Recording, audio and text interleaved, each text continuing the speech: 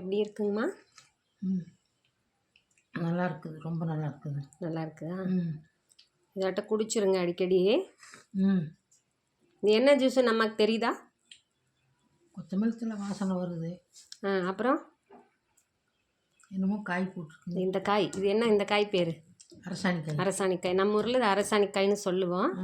பரங்கிக்காய், சக்கரை பூசணின்னெல்லாம் சொல்கிறாங்க மற்ற இடங்கள்ல. இதுவும் கொத்தமல்லி தலையும் தான் போட்டு அது செஞ்சுருக்குது. சரிங்களா? சரி, குடிங்க. ஃப்ரெண்ட்ஸ் எல்லாருக்கும் வணக்கம். எல்லோரும் சௌக்கியமாக இருக்கீங்கன்னு நான் நம்புகிறேன்.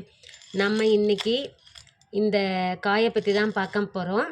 இந்த காய் எல்லாருக்குமே தெரியும் இல்லைங்களா? இதை வந்து ஒரு சில இடங்களில் சர்க்கரை பூசணி அப்படின்னு சொல்கிறாங்க. இன்னும் ஒரு சில இடங்களில் இதை பரங்கிக்காய் அப்படி சொல்கிறாங்க. இது எங்கள் ஊர் சைடில் வந்து இதை அரசாணிக்காய் அப்படின்னு சொல்லுவோம். இந்த காயோட ஜூஸ் தான் இன்றைக்கி போட போகிறோங்க. இது வந்து நிறையா மினரல்ஸ் அண்ட் விட்டமின்ஸ் நிறைஞ்ச ஒரு ஜூஸு.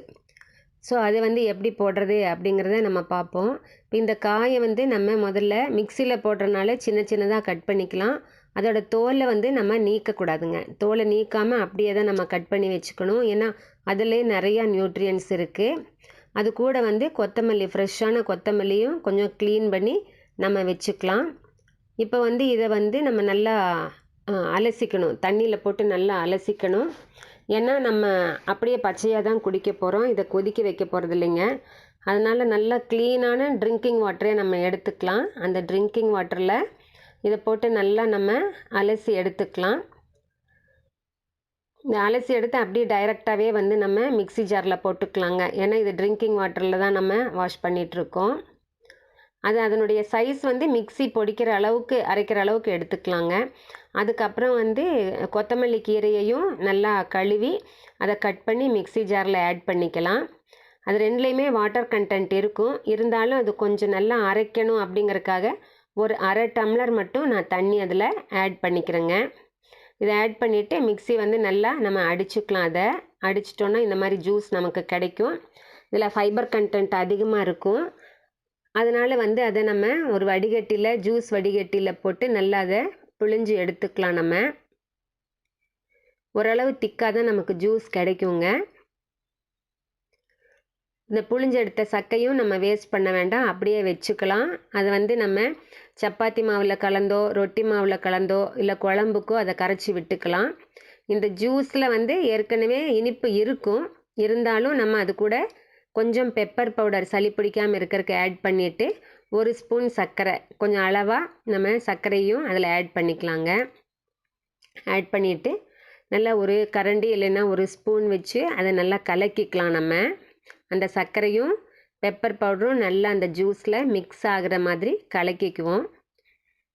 இப்போ வந்து நம்மளுக்கு ஒரு பியூட்டிஃபுல்லான நல்ல சுவையான பம்ப்கின் கொரியாண்டர் ஜூஸ் ரெடி ஆயிடுச்சுங்க ஃப்ரெண்ட்ஸ். இந்த ஃப்ரெண்ட்ஸை அம்மாக்காக தான் நான் அந்த ஜூஸ் போட்டேன். நம்மளும் குடிக்கலாம். நானும் அம்மாவும் தான் குடித்தோம். அம்மா வந்து அதை நல்லா என்ஜாய் பண்ணி குடித்தாங்க. நல்ல டேஸ்ட்டு பிடிச்சிருக்கு அப்படின்னு சொன்னாங்க. ஏன்னா இந்த பெப்பரே போட்டாலுமே அந்த காரம் தெரியலை அவங்களுக்கு. அந்த சளி பிடிக்காமல் இப்போ வந்து கொஞ்சம் நம்மளுக்கு ட்ரிசிலிங் இருக்கிறனால சளி பிடிக்காமல் இருக்கிறதுக்காக நம்ம அந்த பெப்பர் பவுடரையும் ஆட் பண்ணியிருந்தோம்.